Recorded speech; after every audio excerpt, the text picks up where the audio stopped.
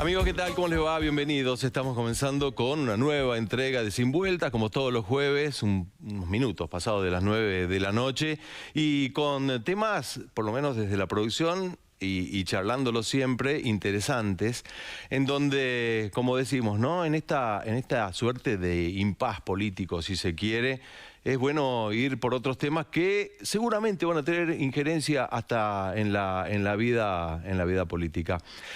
En este caso, en el día de hoy, vamos a hablar sobre algo que ha irrumpido sobre nuestra vida cotidiana, quizá no nos damos cuenta, y es la inteligencia artificial. Algo que por ahí muchos nos preguntamos, sobre todo los que somos analógicos, ¿a dónde estamos metidos? Por ahí los chicos que son ya digitales y que han nacido en este medio, quizá lo manejan de una manera natural, pero bueno, se nos presentan un montón de interrogantes que tienen que ver con lo que significa una inteligencia artificial, hacia dónde vamos con la inteligencia artificial. ¿Hay trabajos que vamos a perder con la inteligencia artificial o vamos a mejorar el nuestro? O quizá trabajaremos menos y disfrutaremos más de la vida. Bueno, parte de las preguntas que tenemos para hacer esta noche con nuestros invitados. Ya estamos con Iván Lelo. ¿Cómo te va, Iván? Un gusto. ¿Qué tal? Buenas noches, muchas gracias. Y también con el amigo Matías Rivera, ambos profesores en la Universidad Nacional de Jujuy. Y se nos planteaba con la producción, ¿no? ¿A quién invitamos? Invitamos a expertos en tecnología, a expertos en... Porque, a ver... ¿A dónde? A todo, a cualquiera, digamos, que esté trabajando con inteligencia artificial hoy, lo podemos convocar a esta charla. Sería casi universal, digo yo, ¿no? Sí, yo creo que, como vos bien planteás, ¿no? El tema de la inteligencia artificial convoca a pensarla y a abordarla desde distintos lugares, ¿no? Hay todo un aspecto técnico, ingenieril, podríamos decir. Exacto. ¿No? Que tiene que ver con la programación, que tiene que ver con los algoritmos. Hay todo un aspecto legal, ¿no? Que todavía hay algunos vacíos, pero que se están empezando a contemplar, particularmente a partir de situaciones muy puntuales que tienen que ver con la protección de datos personales, que tiene que ver con los derechos digitales que se están desarrollando. En esto nuestra nueva constitución, nuestra constitución reformada, entra en algo de eso, ¿no? Así es. Sí, el artículo 76 de la nueva Constitución Provincial ha planteado el esquema del uso de la inteligencia artificial no humana y, bueno, un poco también privilegiando la perspectiva de los derechos humanos, ¿no?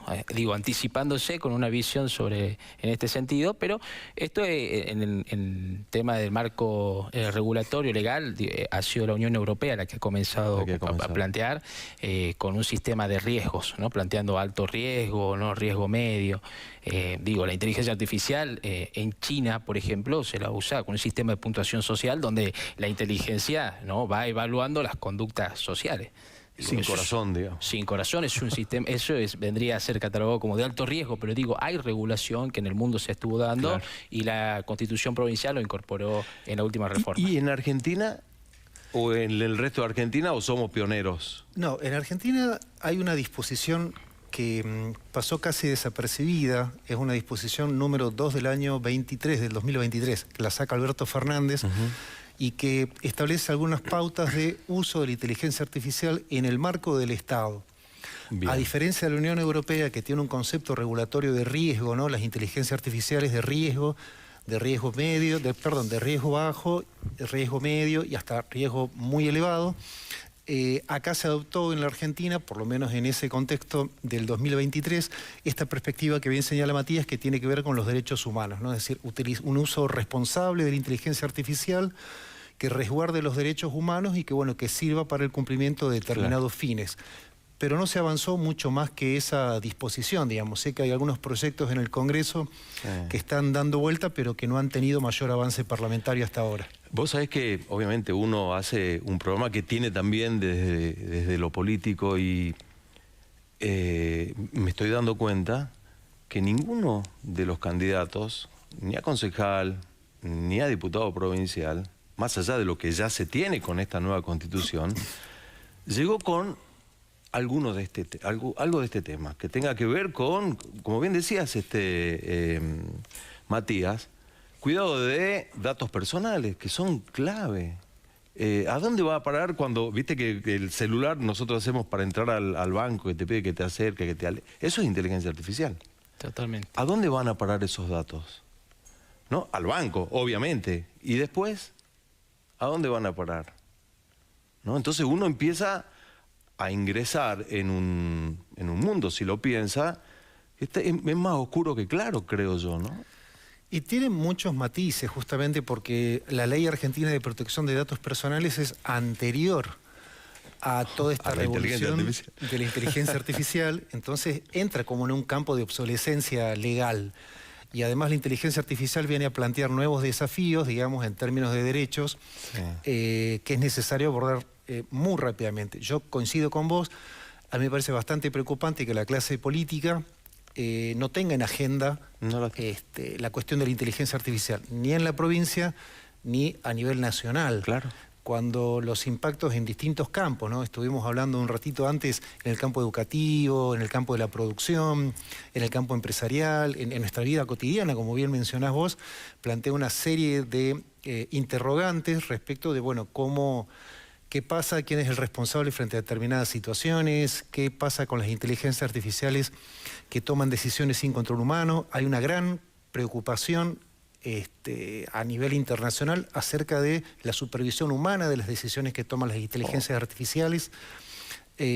Bueno, y acá en Argentina es como que estos temas no están dentro de la agenda política y es, la verdad, una verdadera lástima a mi criterio. Nos estamos peleando por cualquier cosa, teniendo en cuenta que tenemos problemas, qué sé yo, pobreza que no puede darse en Argentina de manera real, y uno no puede soslayar eso, ¿no? Pero esto tampoco, porque al fin y al cabo, de última, digo, ¿le puedes preguntar a la inteligencia artificial cómo hago para solucionar parte de la pobreza o no?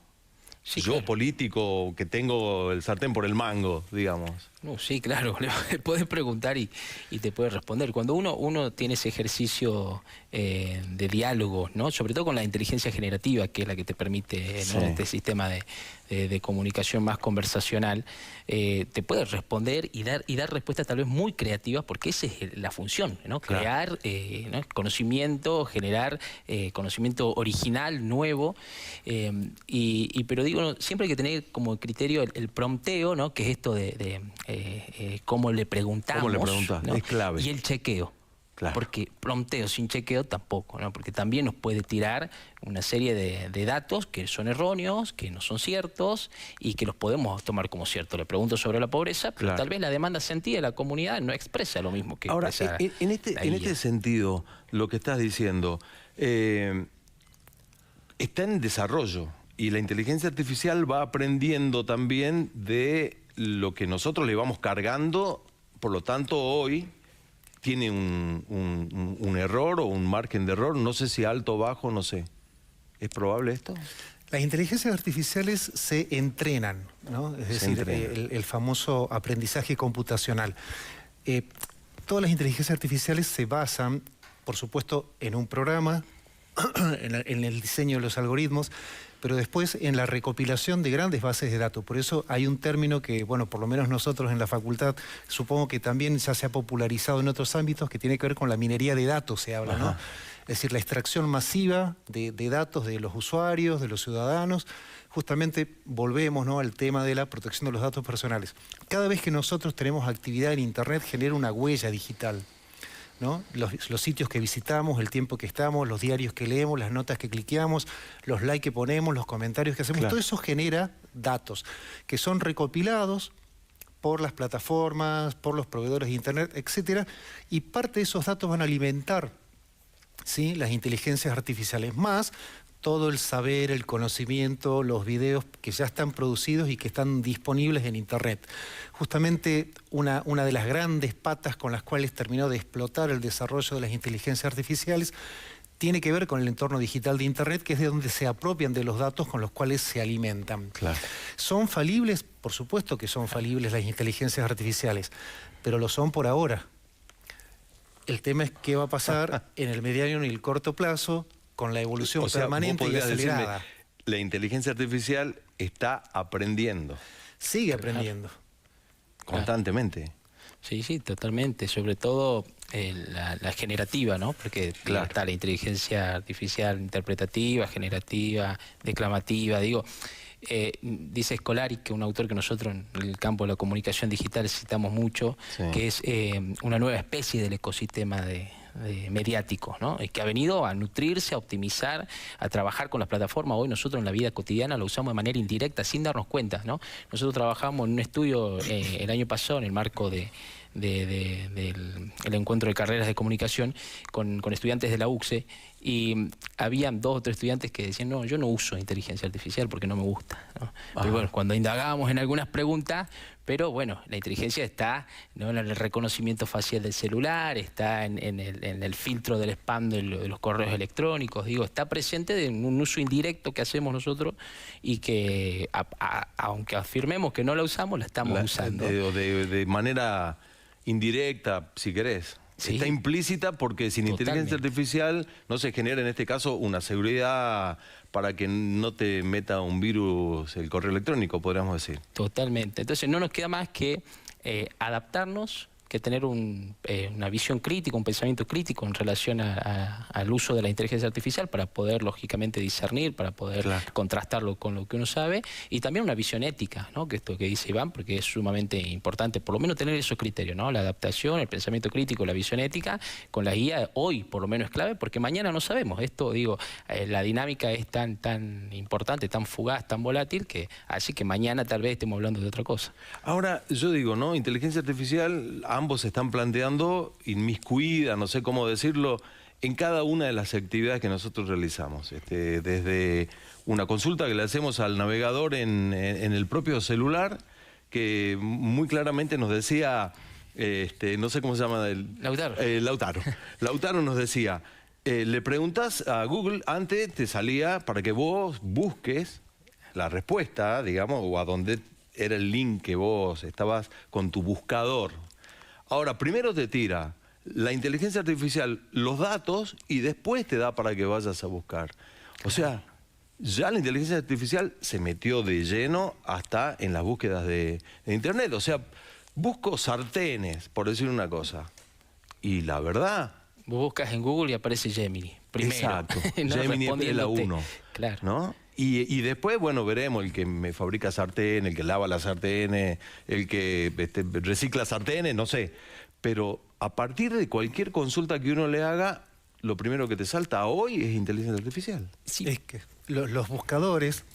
A ver, lo que hay que entender es que buena parte de las inteligencias artificiales generativas, que son las que usamos el común de las personas, digamos, diariamente, son, digamos, productos de las grandes empresas tecnológicas que nos proveen servicios de Internet. Bien. WhatsApp, Facebook, Instagram, las búsquedas en Google, pertenecen a grandes empresas tecnológicas. ¿Qué es lo que intentan ellos? Introducir estas inteligencias artificiales, porque hay una gran puja que quizás esa es la otra gran arista también de este tema, ¿no? Quiere decir, por el momento no hay un monopolio de la inteligencia artificial. Hay distintas inteligencias artificiales que sirven para distintas cosas, ¿no? Generar videos, generar audios, procesar imágenes, hacer consultas y obtener devoluciones rápidamente.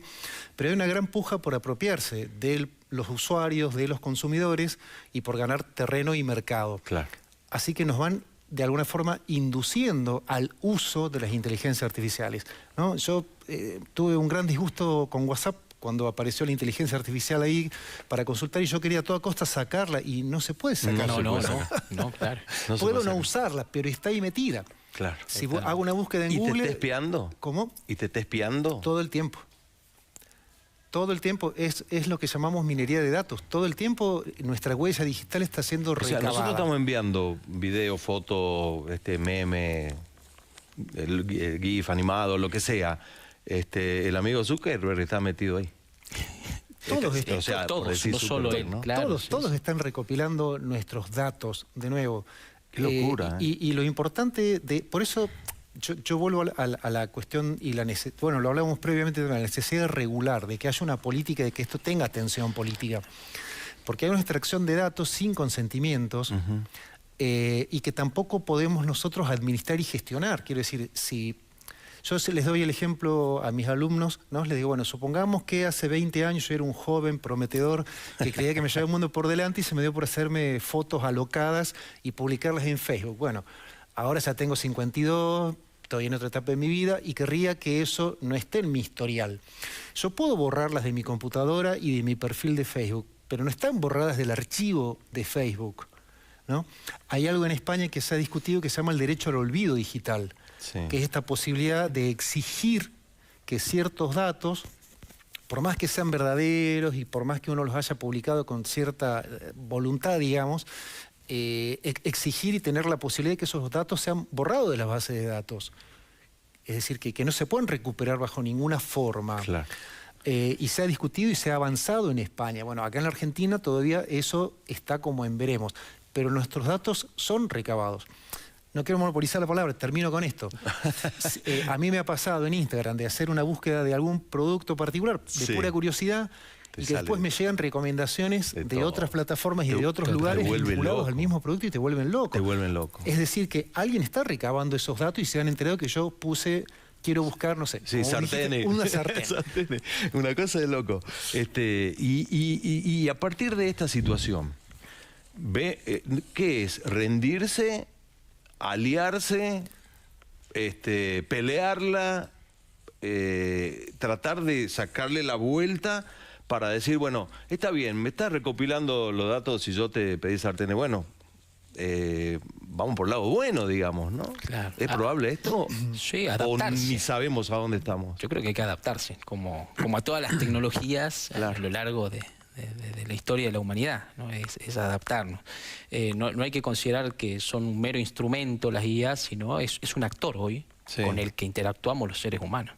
Eso es un actor porque funciona con un sistema neuronal, ¿no? que trabaja la información, la procesa, te da respuestas originales, con lo cual es un actor, ¿no? Con lo que nosotros interactuamos. Hay que adaptarnos a ese actor, hay que tratar nosotros también de, como decía Iván, de poner límites, de hacer un uso racional, un uso crítico de las guías, y también eso hay que enseñar. Así como hay que enseñar los comandos para poder preguntarle cosas, esto de no preguntar con ambigüedades, de tener, digamos, ciertos criterios para consultarle, también tenemos que tener criterios para limitar su uso, para tener un uso crítico, pero sobre todo para chequear la información. Claro. Ahora, ¿cómo hace un país para limitar a una empresa hiperpoderosa como la de Mark Zuckerberg, que debe tener, no sé, 10 veces el Producto Bruto de la Argentina manejando dinero nada más? ¿Cómo lo doblegás a eso? Le decís, vos aquí no entrás. Ni Donald Trump lo puede hacer con TikTok, creo yo, porque ha visto que siempre se queja por TikTok. Seguramente por lo que ustedes están contando es porque desde China le están chupando datos de todo el pueblo de los Estados Unidos. Para mí, digamos, hay que partir de la idea de que estamos en un mundo absolutamente globalizado, que las grandes empresas tecnológicas, que las hay norteamericanas, pero también las hay chinas y algunas europeas, trabajan a nivel global. No hay, quiero decir, había ciertas industrias que estaban circunscriptas su funcionamiento al Estado nacional. Claro.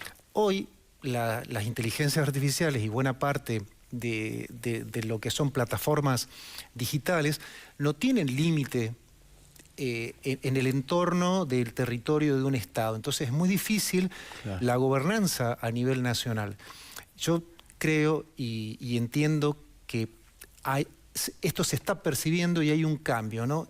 Tradicionalmente los organismos internacionales hacían alguna recomendación y que tenía que bajar y ser aprobada en los estados nacionales. Hoy esa idea de una legislación nacional está siendo reemplazada por el concepto de gobernanza. El concepto de gobernanza tiene, a mi criterio, no sé si compartimos con Matías o no, pero tiene un lado positivo, que es que reúne a estados de distintas procedencias, que reúne a las tecnológicas, es decir, a las empresas, claro, y que permite el diálogo también con la sociedad civil. Entonces son entornos multiactorales donde se logran determinados acuerdos. Exacto. O sea, hay un tira y afloje claro, hay una para negociación, llegar a un acuerdo. Por supuesto, ¿no? Acá también hay que tener en cuenta que el poder, como vos bien acabas de decir, el poder económico, el poder político que tiene una tecnológica no es igual al que puede tener una organización de la sociedad civil, por muy importante que sea a nivel nacional. Pero lo importante es que se pueden establecer diálogos en este sentido. ¿Cuál es la pata débil que yo le veo a esto? Que esos acuerdos en el marco de las gobernanzas no son de cumplimiento obligatorio. Es decir, si una empresa decide... No es vinculante. No es vinculante. Y ni los ciudadanos ni los estados tienen herramientas para reclamar y hacer cumplir eso, como sería el caso de una ley nacional. No, porque yo tengo que cuidar a mi gente, digamos. Claro. ¿O no? El Estado para eso está. Digamos, el Estado nacional tiene que cuidar a los argentinos. Ya sea con salud, con educación, con, no sé, con la inteligencia artificial. Con la misma inteligencia, claro. ¿No? Qué sé yo. Ha pasado rápidamente, estamos 9:30 de la noche prácticamente. Vamos a ir a la pausa, cortita. A la vuelta, obviamente ya hemos hecho una suerte de presentación de este universo que obviamente podemos seguir hablando, creo que yo, hasta mañana a las 6 de la mañana. ¿A dónde nos va a tocar, a ustedes como profes en la universidad, en el tema de educación, a dónde nos va a tocar con lo laboral? ¿A dónde nos va a tocar con lo productivo? ¿Qué puestos de trabajo corren más riesgo que otros? ¿Se puede tener esa respuesta? La decimos enseguida. Vamos a ir a la pausa. Ya volvemos con más aquí en Sin Vueltas, en esto que no conocemos, pero creo que todos tenemos que prestarle atención y estamos hablando de la inteligencia artificial.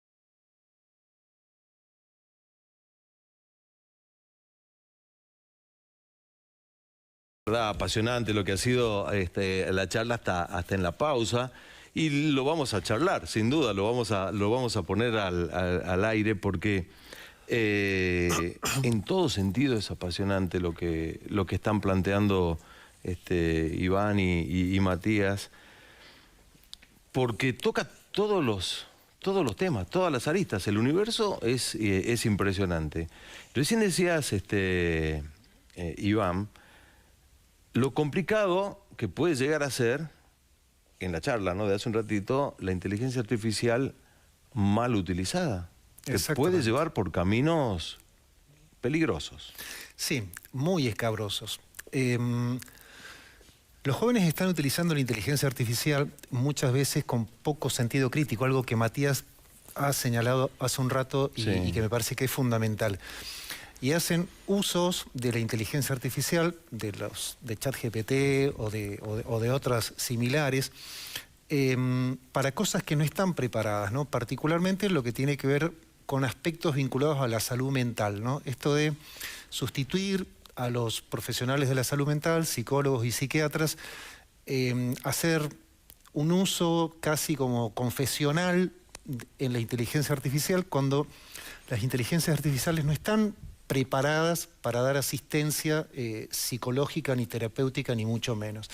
Y ese es un gran riesgo, ¿no? Porque hay un sesgo de la inteligencia artificial que lleva a reforzar ciertas conductas o ciertas actitudes con las cuales nosotros encaramos. Y ese reemplazo puede ser muy complicado, más que nada en adolescentes que tienen algunos problemas muy severos que requieren acompañamiento terapéutico profesional en serio. Y aquí me parece que hay algo que la familia tiene que abordar. Por más que papá, por más que mamá, por más que el abuelo no sean usuarios de estas, o sí lo sean, aunque sea de una manera muy rudimentaria, pero me parece que en el seno de la familia se tiene que hablar acerca del uso por parte de los jóvenes de las herramientas de inteligencia artificial. En todos los sentidos. Podemos hablar también del ámbito educativo. ¿A dónde choca que yo le pregunte a la inteligencia artificial sobre mis problemas y que le pregunte a un psiquiatra o un psicólogo sobre mis problemas? Que los psicólogos, los profesionales de la salud mental, vamos a englobarlos a todos. Es un ser humano. Es un ser humano que está capacitado para escuchar digamos, las problemáticas, para poder identificar los problemas y hacer el acompañamiento en la resolución de esos problemas. Bien. Y muchas veces eso implica, digamos, confrontar, si se quiere, con el paciente, o confrontarlo al paciente con sus propios problemas. Y además utilizan herramientas que les ha permitido la formación profesional, que no posee, porque no está hecha para eso, ninguna inteligencia artificial. Entonces es insustituible, digamos. O sea, la inteligencia artificial no te discute. No, no te va a discutir. Hay un sesgo de conformidad que la inteligencia artificial siempre va a evitar el conflicto con el usuario. Siempre va a evitar el conflicto. Porque no está preparada para confrontar. Al contrario, está, digamos, diseñada para agradarte, para agradarnos a los que somos usuarios. Es un peligro. Y el psicólogo, cuando uno paga la sesión, sí, no, por más que uno le pague la sesión al psicólogo, el psicólogo cuando te tiene que decir algo muy duro, te lo dice, y es necesario muchas veces que te lo diga. Te tiene que poner el cachetazo de la realidad, digamos. Exactamente. Y la inteligencia artificial no está para eso. O sea, te dice sí, sí, sí, sí. Una cosa así. Sí, por favor. Esto, bueno, lo charlábamos también, ojalá que podamos desarrollarlo un poco más. Los jóvenes están haciendo un uso como adictivo a la inteligencia artificial, ¿no? Esto de creer que están como de novio con la inteligencia artificial, o que no hace falta el terapeuta para tratar los problemas que tengo, o las dolencias psíquicas, o mis problemas, o mis depresiones, o mis angustias, y no las charlo ni con mis padres, ni con el cura, ni estos ámbitos, sino que los charlo en un entorno virtual con una inteligencia artificial que no está, de nuevo, ni preparada ni diseñada para darme respuestas adecuadas. ¿Han notado esto en el aula? En el aula sí, sí, claro. Y algo que charlábamos en la pausa también, que me parecía importante recuperar, ¿no? En el contexto de una tesis de grado, haciendo alguna consulta en la zona de Valles, hay muchos estudiantes que están empezando a usarla para tomar definiciones que tienen que ver con su proyecto de vida, que es como, por ejemplo, elegir una carrera universitaria, ¿no? Y la IA te da una serie de opciones en base a los gustos y preferencias que uno le pone. Sin embargo, no tiene en cuenta las experiencias subjetivas, las posibilidades económicas y una serie de condiciones que no tiene por qué saberlas porque se nutre de otros datos, pero sí nos parece grave, y ahí sí no estaría ese uso crítico del que hablábamos recientemente, porque son definiciones que tienen que ver con el proyecto de vida de una persona, claro, ¿no? Con el futuro de una persona. No sabes si la inteligencia artificial lo que te dice vas a ser ingeniero, si vos vas a terminar siendo feliz siendo ingeniero, porque no tiene corazón, digamos. Claramente. No te discute como decía yo. No discute porque no le conviene tampoco discutir, y está entrenada para ello, porque su alimento es el dato.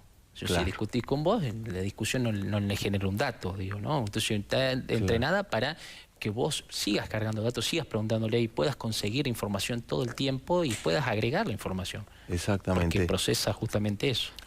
Perdón, antes de cerrar el tema educativo, a mí me gustaría, digamos, poner sobre la mesa algunos títulos, aunque sea, ¿no?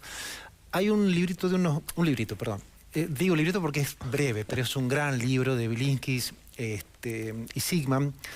Ellos hablan del terremoto educativo, ¿no? Cómo la inteligencia artificial viene a mover los cimientos del sistema educativo.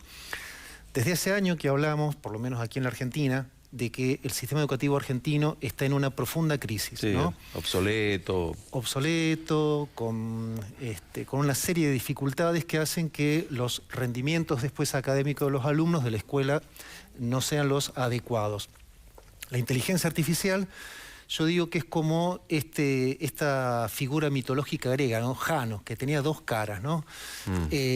Puede acrecentar y profundizar estos problemas, o puede ser un instrumento que contribuya a mejorarlos.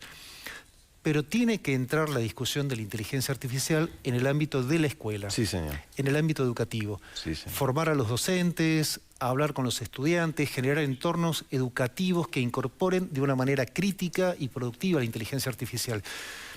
A mí me parece que hay que salir de estas dicotomías entre tecnófilos y tecnofóbicos y adoptar una postura más moderada, una postura productiva, donde no perdamos de vista los desafíos que presenta la inteligencia artificial, pero que podamos ser capaces de gestionarlos.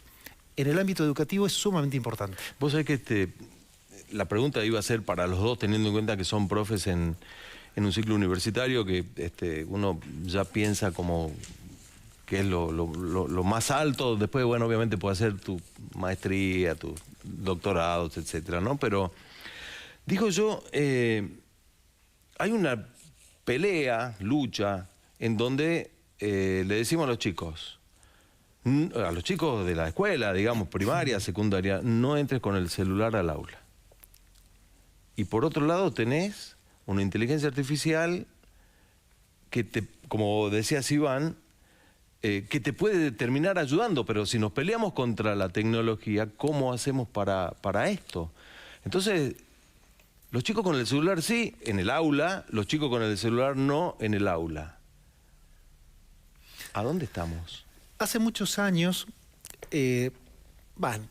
sí, unos cuantos años, se puso la discusión en la mesa acerca de la televisión en la escuela, no sé si te acordás, sí. ¿No? Hubo toda una discusión, incluso con programas nacionales, que se llamaba La televisión en la escuela. Había una autora argentina que escribió mucho sobre esto.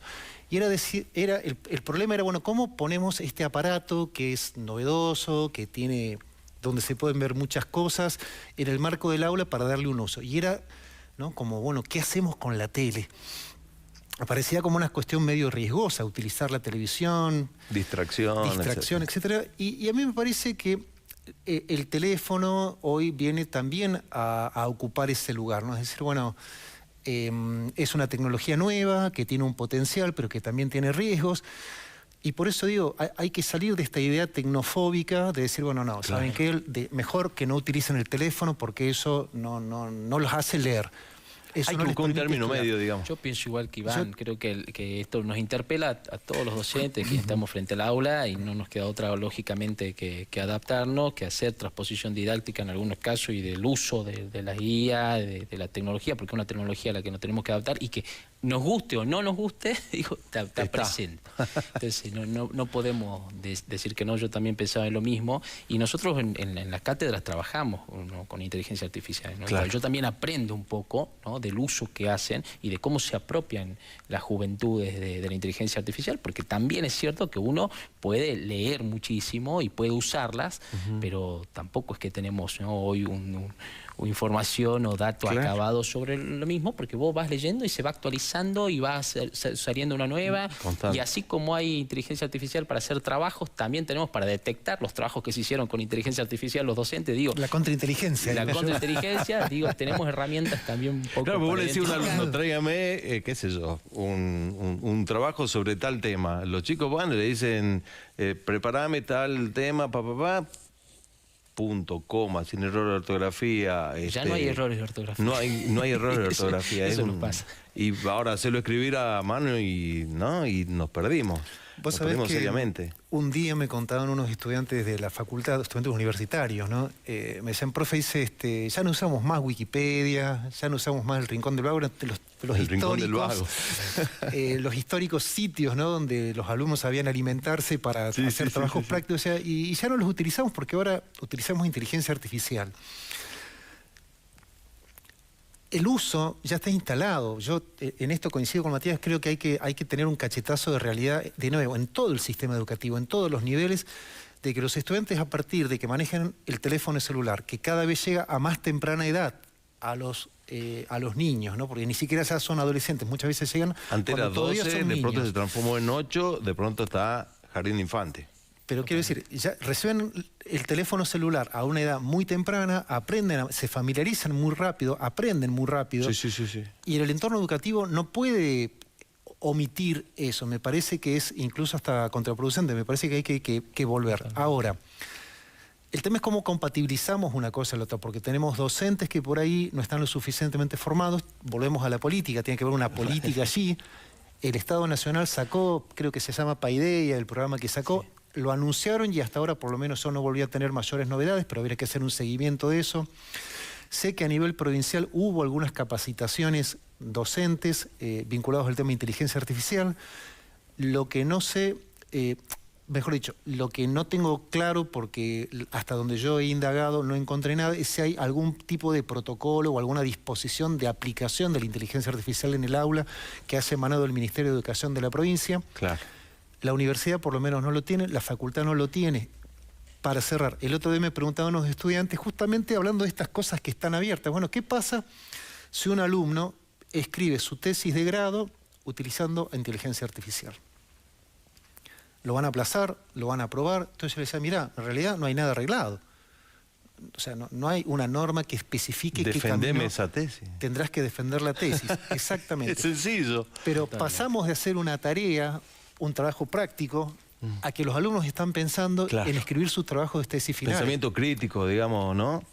Ahora, ¿puede servir en el ámbito académico? Sí. Estuve cursando un módulo hace poco de un doctorado donde usamos inteligencia artificial también para la divulgación, ¿no? De la ciencia, digo, para crear imágenes, Tenés que estar a la altura, crear material audiovisual, ¿no? Y entonces la comunicación pública de la ciencia hoy también utiliza inteligencia artificial para poder dar a conocer lo que estamos haciendo en la actividad científica, ¿no? Lo que hacemos ciencia.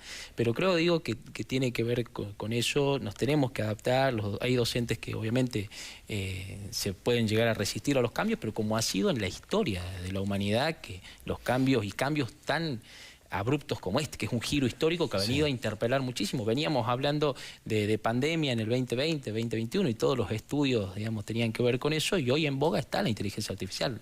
Todas las tesis de grado, de posgrado, en su mayoría, digamos, están de alguna manera atravesando ¿no? sobre los usos, las apropiaciones, las percepciones sobre la inteligencia artificial, y creo que está en el ámbito académico, con lo cual los docentes sí tenemos esa responsabilidad de actualización, de formarnos. Tenemos que decir, la inteligencia artificial nos está interpelando fuertemente.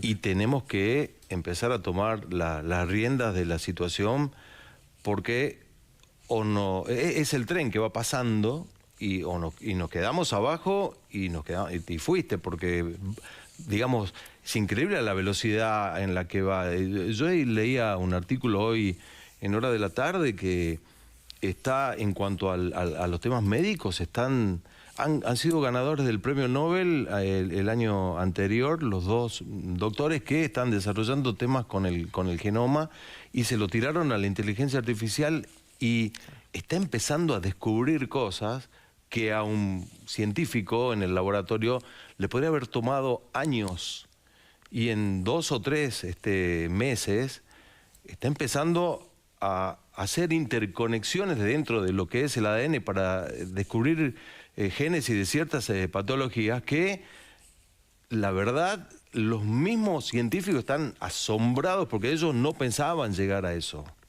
Pues son tantas las conexiones de una molécula de ADN que dicen, no, para nosotros era imposible, ¿no? Con el microscopio y las cuentas que uno puede hacer, no, qué sé yo, ¿no? Pero para el uso pedagógico es impresionante, porque el otro día le pido a Gemini, le digo, necesito una metáfora del cuerpo humano sobre la diferencia entre Internet de las Cosas, Big Data e inteligencia artificial. Entonces me dice, ¿no? Internet de las Cosas vendrían a ser como los ojos, los sentidos, las extremidades con las que realizan determinadas acciones. El Big Data es la memoria, que tiene la capacidad de almacenar datos, ¿no? Y la IA somos el cerebro, ¿viste? Me pone la misma IA, ¿no? Que nosotros procesamos, podemos crear nuevos contenidos, pero digo, hasta en el uso pedagógico, de usar metáforas, de usar recursos, ¿no? Retórico, podemos usarlo también para llevar al aula, también un uso que los docentes tenemos que hacer. Nosotros, digo, hablamos mucho de las juventudes porque son las juventudes, las adolescencias, las que hoy usan con más frecuencia, ¿no?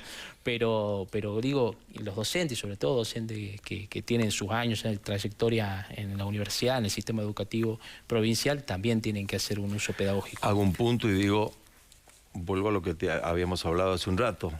Hablamos sobre datos, el cuidado de los datos personales. Ninguno trajo a esta mesa algún tipo de legislación. Estamos hablando de legisladores, todos venían con proyectos ejecutivos confundidos, ¿no? Para los que iban a ser elegidos.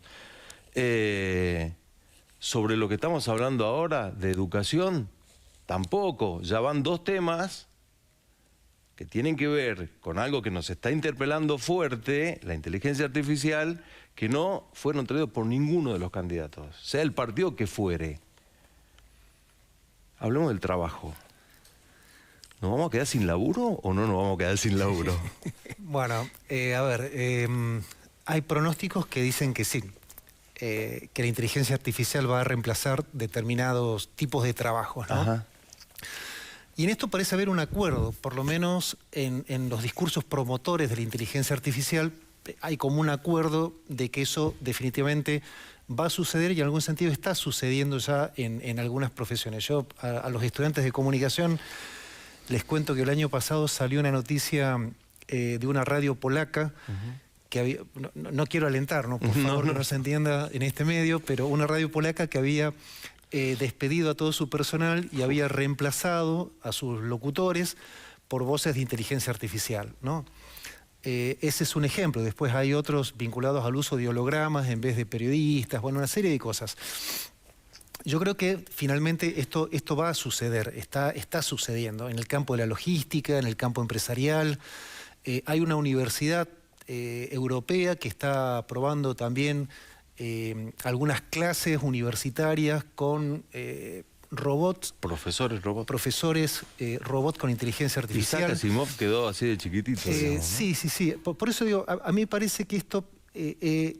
pero me parece que es necesario estar atento a estas cosas porque yo lo articulo fuertemente con el sistema educativo. Para mí una cosa y la otra no están desvinculadas, sino que están estrechamente ligadas. Por favor. Conversaba rápidamente el otro día con un profe en la facultad y le decía, bueno, ¿no? Con los cambios que está habiendo concretamente en el campo del periodismo, ¿cuáles son las formaciones, cuáles son las capacidades que les tenemos que enseñar a los futuros profesionales que se quieran desempeñar en medios con todos estos cambios que está habiendo profesionales? Pero lo mismo está ocurriendo en el campo de la abogacía, lo mismo está ocurriendo en el campo en la medicina. En la medicina. ¿No? Los diagnósticos por imágenes son mucho más eficientes los realizados por inteligencias artificiales que por los realizados por humanos. Está el ojo humano no llega a detectar. Estadísticamente comprobado que las inteligencias artificiales lo hacen mejor, son más eficientes y lo hacen más rápido, ¿no? Entonces yo, el otro día en una charla de café les decía, una empresa o un empresario que tiene una clínica, le conviene tener 4 o 5 médicos, pagar sueldos, cargas sociales y que laburen la cantidad de horas que tienen que trabajar, o comprarse una inteligencia artificial que labure 24 horas por día, que no le haga paro, que no reclame aumento de sueldo. Hay una lógica capitalista que está alentando el reemplazo del trabajo humano por las inteligencias artificiales. Con lo cual hay por lo menos 2 preguntas que a mí me conmueven mucho. Una, ¿dónde va a ir a parar toda la gente que en el futuro próximo se quede sin trabajo? ¿Cómo se va a reabsorber? ¿No? Villingen y Sigman dice, bueno, esto ya ha pasado en la primera, en la segunda revolución industrial y después se han creado nuevos empleos. Pero es un proceso de larga data, con lo cual tenemos en puerta la posibilidad de un conflicto social muy importante. Claro. La política no puede abstraerse de esto. No. ¿No? Me parece que el freno para la política. El freno de mano del año pasado, que se juntaron todas las empresas tecnológicas y decidieron decir, che, muchachos, paremos un poco, tiene que ver con este horizonte de que un rápido reemplazo, digamos, podría llevar a situaciones sociales muy complicadas. El otro tema es justamente, bueno, ¿qué hacemos con las formaciones? ¿Cuáles son los futuros empleos? ¿Cuáles son los empleos que requiere el futuro? Un futuro incierto, como señaló Matías, un futuro en permanente cambio. A la renta básica universal, en donde todo lo hará la IA y nosotros estaremos ahí, viendo cómo nos alimentamos y que el Estado nos pagará algo y nos quedaremos quietos. Porque, digamos, vamos a lo apocalíptico, claro, o a lo que uno puede llegar a indagar en ciertos videos y cuestiones que se dan, por ejemplo, en YouTube. Se me viene ahora a la mente una pregunta como esta, ¿no? Sí, yo creo que hay que salir de la mirada apocalíptica. Me parece que lo que hay que tener es las antenas recibiendo toda esta información, este cambio de contexto. Bien señaló Matías, está cambiando el ecosistema, pero está cambiando todo el ecosistema social, todo el ecosistema tecnológico está cambiando. Y hay que hacerse las preguntas pertinentes para estar atentos y ser proactivos. Lo peor que podemos hacer es quedarnos quietos, ¿no? Como si yo digo, en la actitud del cocodrilo, hundidos, con la naricita, mirando a ver qué pasa sin actuar. Me parece que lo que hay que hacer es tomar las riendas, y en eso hay una gran participación que tiene que tener la universidad, hay una gran participación que tienen que tener las organizaciones de la sociedad civil de todo tipo, ¿no? Y bueno, también el campo político, por supuesto.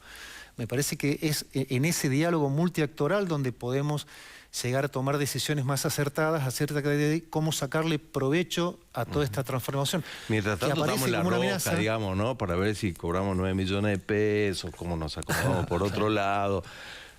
Y no estamos viendo lo de base, ¿no? No estamos viendo que va muy rápida la inteligencia artificial. Entonces ese futuro está a la vueltita de la esquina, ni siquiera a la vuelta de la esquina, ¿no? Lo estamos viviendo ya.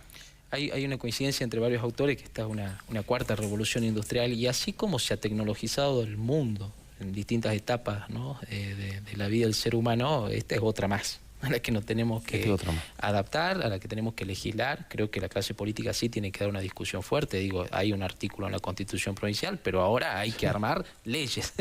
Ahora hay que discutir. La Constitución te lo puso ahí, te lo nombra. Ahora hay que empezar discutir, a laburar. hay que reglamentar su uso, ¿no? Sus limitaciones, el cuidado. Entonces creo que es clave, pero bueno, probablemente se pierdan empleos, oficios, como también se han perdido empleos con la llegada de muchas tecnologías en la historia del mundo. Nos tenemos que adaptar de nuevo. Yo digo, son como frases, parece trilladas, pero hoy con la inteligencia artificial, pero es la adaptabilidad, el uso crítico, ¿no? y la visión ética, porque también esto, ¿no? Digo, en la educación nos pasa el plagio, ¿no? O un profesional que accede a su título de grado o de posgrado, tal vez usando, digo, tiene también una dimensión de lo ético que hay que limitar, que hay que tensionar, por lo menos. Vos sabés que diste en el clavo para hacer el cierre, porque ya se nos terminó el programa. La verdad que da para seguir charlando, pero creo que la ética, ¿no? El estar despiertos ante la situación es la clave para que no nos quedemos atrás y por ahí pasa. Iván Lelo, Matías Rivera, gracias por la visita. Obviamente no hemos quedado corto de tiempo, creo que daba para 1 hora más de charla, sin duda, porque son infinidad de puntos, toca todo. Toca absolutamente todo, así que les agradezco. Gracias a vos y al canal por plantear y visibilizar la temática. Es la clave. Sí, gracias por la invitación, la verdad. Quizás sea la puntita del hilo. Obviamente iremos para más. Y sobre todo, profes allí en la Facultad de Humanidades y todo lo que tenga que ver con comunicación, y se los nota preocupados, y eso es importante. Eso es importante, y de hecho nos dicen desde la producción, están llegando muchísimos mensajes, así que está bueno abrirle la cabeza a la gente, para eso estamos. Forma parte de uno de las cuestiones que tenemos como meta cuando somos periodistas, ¿no? Entretener, pero también informar y llevar a cabo, despertar a la gente. Así que les agradezco por la visita. Mientras tanto, obviamente yo digo, ¿no? Una inteligencia artificial, como bien exponen aquí los profesionales, nos interpela absolutamente a todos. Y lamentablemente tenemos una clase política, que también lo dijimos aquí en esta mesa, rosqueando, tratando de sacar la tajada quizá personal o para su partido, pero no viendo a la gente que es la que los elige. Y los elige para esto, para que piensen en el bienestar del pueblo. Entonces digo yo, hemos planteado tema salud, la juventud y la adolescencia corre serios riesgos, de acuerdo a lo que nos contaban aquí, por las cuestiones psicológicas, si se quiere de alguna manera, o médicas. El tema laboral, el tema de los datos personales, bueno, algunos de los ítems pequeños o grandes, si se quiere, pero que creo yo, la clase política tiene que empezar, así como la inteligencia artificial nos está interpelando a todos nosotros, ustedes mismos, señores políticos, deberían interpelarse propiamente para saber a dónde estamos parados y hacia dónde nos llevan, porque al fin y al cabo para eso lo hemos elegido. Nos encontramos el próximo jueves, gracias por estar aquí en Sin Vueltas. Nos vemos.